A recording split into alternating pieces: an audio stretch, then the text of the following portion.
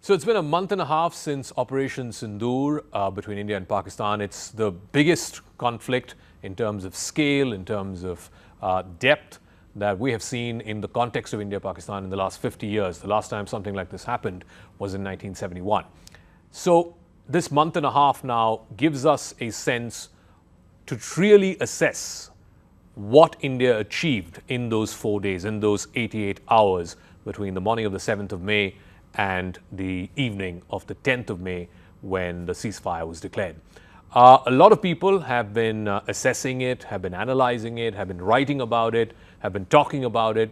There is a lot of evidence already in the form of satellite imagery, in the form of video evidence that we've seen that locals have shot in Pakistan. And like I said, a lot of analysis has already been done. But what is the most definitive and authoritative account that we can get of just how much damage India left behind? And the bigger question is, has this now changed the whole paradigm between India and Pakistan? Is this enough of a deterrent now for Pakistan to mend its ways and stop using these terror proxies against innocent Indian civilians? One person who's caught the attention of a lot of people here in India is Mr. John Spencer. He's the chair of the Urban Warfare Studies at Modern War Institute at West Point. Thank you very much, Mr. Spencer. First things first, welcome to India. Thank you. What are you doing here? So I'm learning more about what you just talked about Operation Sindoor, all the way from the April 22nd terrorist attack until the end of it. There's so many lessons there, from the tactical to the strategic. So I'm here to do interviews, and what I do is travel the world into war zones to get those lessons firsthand. So what is it that intrigued you most about Operation Sindoor? I mean, really every bit of it, from the strategic change of India's doctrine towards terrorism, that a response would be immediate, the nuclear blackmail won't work anymore, to the individual technologies in the town hall that you just did, like it's doing my research for me, asking those questions about the made in India indigenous systems, to the back and forth, and also the misinformation, which we live in a world of misinformation. Even in the United States, I hear people talking about how many Indian aircraft were knocked down. So this analyzing every bit of what happened, why it happened, what major decisions were made and when, and then what are the lessons that not just India took from them, but what can the rest of the world take from? So why do you think this was different from any other operation that we've seen in recent times? So much so that you've flown all the way from the States. It's a long flight. Yeah. It's a long trek to be making. So what was so intriguing for you? What was the standout for you as far as this operation was concerned? Well, I'm still looking for it. I mean, of course, two nuclear-armed countries going to war with each other. It's a limited operation, but also which that leadership of India showed that, like, we were attacked, we're going to respond, very limited. The communication, both publicly and privately, that was happening. So many elements. I mean, I'm an old infantryman. I did 25 years in the military, so there's some little things that I'm looking at army-wise, but the drone, counter-drone fight, the fact that, beyond visual range, technologies that were deployed, so many elements here. I think at that bigger picture, that definitely caught my eye, of having been here on the ground to study the 2008 Mumbai attacks, and how different the response was to that terrorist attack, clearly launched by Pakistan, ISI, LET, but it was a different world back then. Yeah. So what do you think changed between 2008 and 2025? Yeah. In the nature of the response that India delivered to Pakistan? I think the Indian government is different. The world is different. So it's post-global war on terrorism, when, to be honest, the Pakistan double game of being needed, but also being a part of the terrorists exporting is changed. But the entire world has changed really since then. What we've seen in the Middle East to now, of course, in India, you know better than I do about the change in the government, the shift after 2019 and others towards made in India. That was multiple years of investment that get tested. And I think during the town hall, you really talked about, which I agree, that's another thing that's, of course, caught my eye, is this was a test of Chinese military systems, who is the biggest peer competitor of the United States. India just went to war with a Chinese proxy, basically, and dominated its So India dominated the Chinese equipment. So that's a lot of interest to a lot of people. So that's a part of the study as well. So when you say India went to war with the Chinese proxy, I asked Air Marshal Dixit, who was there in our town hall, that it was basically the Pakistan army fighting with Chinese weapons. Is the jury still out on the efficacy of these Chinese weapons? Because, for the longest time, Indian war planners and military strategists were talking about this two-front war. Pakistan attacks and China attacks. India has to deal with both fronts. Now it seems more like a fused front. It's Chinese weapons, but Pakistan army is using them. How does that change the nature of how we understand war and how military has to prepare for it? I mean, the character of warfare, and that came out in the town hall as well, is always changing, right? What new technology, and then you asked about what we call revolutions in military affairs, kind of like manned pilots, drones, all of that aspect. In this, of course, war is the ultimate test, and I deal with the military a lot. There's always ideals about the future of war and what will be most important. For me, all warfare is a combination of the old things you still need and the new technologies enhancing what is known to be what is necessary. The Chinese weaponry aspect of this, again, not tested. The Chinese military hasn't been tested in a very long time, so their tech is being tested, and people are buying it. And then as I go around the world, you see, okay, whose tech is being sold to the world, whether that's air defense systems or fighter pilot jets or even missiles. And those get put to the test. Now I have to objectively roll that back. Okay, where did it perform well? Where did it not? And I do everything unclassified, so there's limits to my research. But clearly, on the full scale, and I think this was being missed about Operation Sindoor, is that India, with all of its equipment and variations from some Israeli, some mostly indigenous Indian, dominated. At least the ability to attack Pakistani sites, the 9 terrorist sites and the 11 military sites, that can't be mixed in the lessons here against the Chinese base on military, basically. So going back to one of the things that you said, new tech, and we saw evidence of the new tech, drones in particular, during the India-Pakistan conflict, as well as we've been seeing this in the context of Russia-Ukraine for a longer period. But you're not one of those folks who thinks that drones are going to replace fighter jets or fighter pilots. No, I'm not. I've studied war long enough to know that there are revolutions in military affairs, what we call the game changers, like nuclear weapons was a game changer, or the telegraph, the railroad, things like that. I've been watching drones since the first Nagorno-Karabakh, or the second Nagorno-Karabakh war between Azerbaijan and Armenia, when Turkish and Israeli drones dominated the battlefield, but you have to go there and see why, because it's just an open bowling ground. So anything can be hit that can be seen. It's a evolution of air power. Of course, it's a cheaper version of it. So you have the aspect, and you have the droning, swarming capabilities, which again, what I'm looking at too is D4S and other systems were very dominant even against what is working in other parts of the world, which is swarming. Whether it's Shahed version drones or others, if you swarm any advanced system, sometimes you can get breakthroughs. In this case, Pakistan wasn't able to. What about the human cost? One of the things that governments, especially democracies, have been wary of is putting boots on the ground or sending fighter pilots across the line, because there's a nature of risk involved in it. Drones take that element of risk out because there's no human life being lost. I mean, it's a machine, and you can afford. There's no human cost involved there. There is definitely, that is the goal, and it's been there in warfare for a long time. I mean, we've been experimenting World War I with basically wired devices, trying not to put soldiers at risk, which you shouldn't. I am also, though, of the mind that some operations, again, this is why explaining to people what the goal was. So even for India in Operation Sindoor, the goal was to reestablish deterrence, establish this new doctrine, not to go all in for something. Even when you see Iran, Israel, it's not a regime change.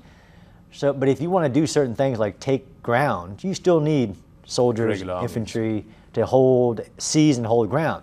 You can integrate these unmanned systems, and I agree with, like you during the town hall, manned, unmanned teaming is really what we're at. You can help assist in operations, not fully autonomous. Actually, there's even human reservations to fully autonomizing things in war. Okay. Like, we're really okay with defensive weapons. Not so much. Not so much offensive weapons that there's no human in the loop. Nobody's there yet.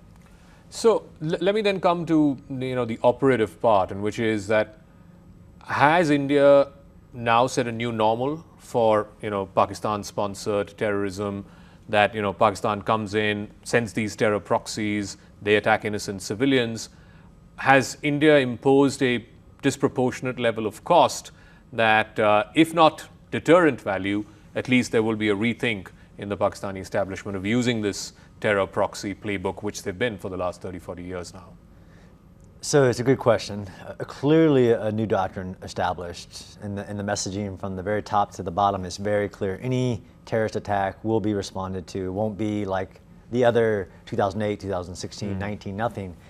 To deter somebody, though, is a big goal when it's institutionalized. And as you've seen Pakistan generals and others making comments, I can't say that somebody's deterred, but there's definitely a new line that's established. And a red line is a red line if it's enforced. There is that deterrence effect, which will factor into thinking, but ultimately you want them to change their behavior of the proxy terrorism. I don't know, I don't think that's there yet, but definitely a signal was sent and received since Pakistan asked for the operation to stop. So there's also, as you would imagine, a lot of concern here in India about what President Trump has been claiming, that he is the one who mediated, he's the one who got the ceasefire done and so on. Clearly the government of India has rejected that, saying that it was bilaterally arrived at, it was Pakistan that asked for the ceasefire. Why do you think he's saying this and continuing to say this? I don't do politics, although I do war, enough. Which is politics by other means. Our president communicates very uniquely, says things very unique. Some people love him for it. It's very bold, rapid, quick, communicates directly to the people. I'll leave it to India to say who called for the cessation and not. I don't know. Because the feeling in India, certainly, I mean, we were all covering the war, and we were actively in our newsrooms, we were in touch with our reporters on the ground, was that India could have gone more, it could have gone further, and there was a degree of concern that India was being restrained by the Trump administration. Is that a concern that you see as if not valid, at least coming from a genuine place?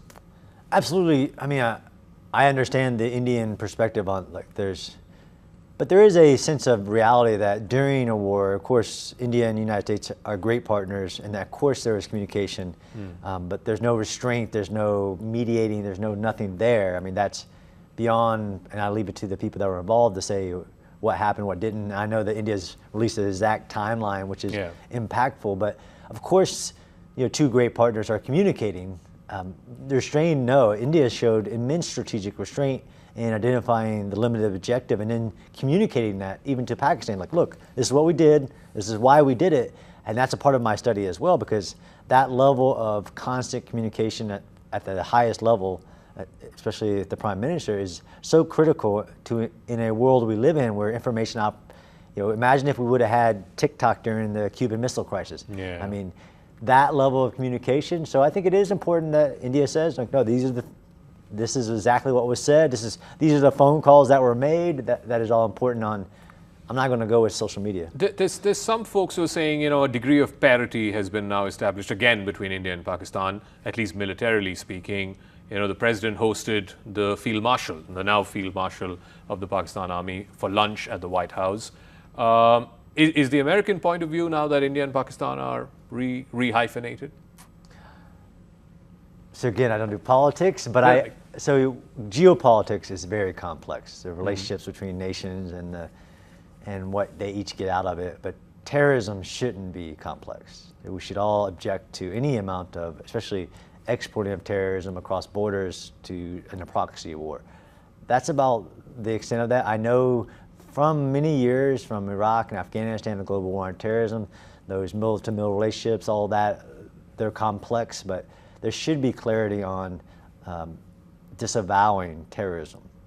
But in terms of utility, what Pakistan brings to the American strategic playbook, one could understand, during the 20 years of the war on terror, because you needed depth and you needed some of these, bases to move logistics, move the militaries. There was a certain utility that Pakistan brought to the table. But the war on terror is over now, and has been for the last 3 or 4 years. So again, what a lot of people here in India are trying to figure out is what is the strategic value that Pakistan brings to the American strategic table, that there seems to be this degree of parity being established between India and Pakistan. Again, not my area of study. I don't think the war on terrorism is over, although the global war on terrorism campaign, you could say, is over. But the global fight against terrorism, you have ISIS-K and along the Pakistan-Afghanistan border, there's plenty of terrorists around, and I think any mutual cooperation. No, what I meant was American troops are not there in an active form in Afghanistan anymore. Although, having intelligence capabilities against certain aspects, again, it's complex. Not my area of study. I study kind of named operations and wars like that. So let's talk about the other operation that happened, which is between Iran and Israel. And again, it's unprecedented what we saw in that 12-day period. First with Rising Lion, and then the United States getting in, bombing those 3 nuclear sites. There's been some concern again. First, it was through American media reports, leaked intelligence reports suggesting that the damage in those sites was not as much as the Trump administration is claiming it is. What is your own assessment? I mean, has Iran's nuclear program been sort of permanently depleted? Has it been pushed back by a few months? What is the real impact of this 12-day war? Sure. So I definitely don't think anybody even tried to say it was destroyed, depleted, eliminated. The goal that Israel set for the operation was to roll it back, to take it away from an imminent breakout in the terms of nuclear weapons. And I don't think there's anybody in my world of objective analysis that can say, not just those multiple attacks, although the United States did, Operation Midnight Hammer, one attack, but there had already been multiple attacks on those 3 and the 4th site, Isfahan, Natanz, and Fordo, and there's the plutonium enrichment site. Not just that, but as an objective analyst, has the program been rolled back? Of course, those enrichment sites, and the one that got 12, 30,000 pound American bunker busting built for that site, so designed for that site, did immense amounts of damage. But as an analyst to say, was the goal of the war to roll back the system achieved? Well, the 11 high-ranking nuclear scientists that were eliminated, all the missile component sites, all the bits and pieces that you need in a nuclear weaponization program, undoubtedly rolled back. But pushed back by how far do you reckon? I mean, months, years? So I don't do classified research. I think it's more than months. I did hear an analyst I trust is saying, even if you started from scratch, you could get it done in about 5 years. 5 years? Yeah. Okay. Let's assume that that's the case. I mean, I'm not even going by what the IAEA chief, who reportedly has said that it could be a matter of months before Iran starts enriching again. What I'm curious to know is, again, what's changed in the playbook? Because the playbook is the same. I mean, if Iran's going to go back to its bad old ways, then does Israel have to keep doing this every few years? Yeah, this is what, again, at that higher level, because I do tactical stuff about, the immense amount of dominance that Israel showed on Iran. But what were the strategic goals? One is the ideal that Iran is this big invincible actor in the Middle East. Israel, being a very small nation with very limited capability, just proved that they're highly vulnerable to attack. Israel dominated their skies and could hit what they want when they want it. But the system was also, the red line was moved. Before it was, we're going to use only diplomatic measures, economic measures to deter. There's a lot of similarities here between these operations. And Israel and the United States says now, look, the old days are over. If you restart this program, not saying we will, but we can, if necessary, use force again if you're continuing to develop it. When you had decades of people threatening the use of force if you don't stop it, and you reach this culmination point, that, I mean, I think more than just the U.S. and Israeli intelligence said that they were in violation of enriching uranium and of weaponizing the program. This set it back, but it also reestablished a new doctrine, just like India did against terrorism. So what are the similarities you think between the India-Pakistan context and what we saw, back in May and what we saw recently between Iran and Israel? Yeah, I think one is what we call the operating environment. So Israel not only did all this to Iran, Israel has weakened all of Iran's proxies. So there's that similarity that Iran is a global exporter, a terrorist state. So, but its proxies have been defanged, as we say it. They're not dismantled, but Hamas, Hezbollah, Houthis, and then this new strategic red line has been established that Israel will act in its self-defense. The United States supports that act of Iran can't have a nuclear weapon, it can't have enrichment at all. Doesn't mean in years from now that won't change, but this is the similarity there with, I think, Operation Sindoor is that the old days are over. We live in a new world where new strong leadership, and we should all disavow terrorism. Of course, Israel has done a lot in the last 2 years to break apart that proxy network, even in a unique new war. So I think the final chapter that's still to be written, I guess, is when does the war in Gaza end, right? Do you think this is now paving the way for the war in Gaza to end? Yeah, I think it was another domino fall, I guess, in the hierarchy. Hamas can't count on Iran helping them in any way, because Iran was a big contributor to, even without the Sunni Shia alliance there, it's just a proxy that was trying to destroy. The goals are different, though. As somebody, I've been on the ground in Gaza now 4 times. I understand the difficulty of the operation in history. And what, as a democracy, just like India, it's the society that decides if they want to continue to pay the price to achieve the goal, which was not going to be easy. Anybody who thought you were going to go into Gaza and remove Hamas as both a military force, which has been done, it doesn't have a military anymore, but to the political governing faction of that ground, and somebody thought that was going to happen quickly, then they just haven't studied the history of war. All right, Mr. Spencer, it's been a fascinating conversation. Thank you so much for joining us and giving us your time and your insights. Thank you so much. Thank you. News18.com marches way ahead of the Times of India with 38% more users on native and social platforms. Network 18, the undisputed leader of news networks, way ahead of the Times.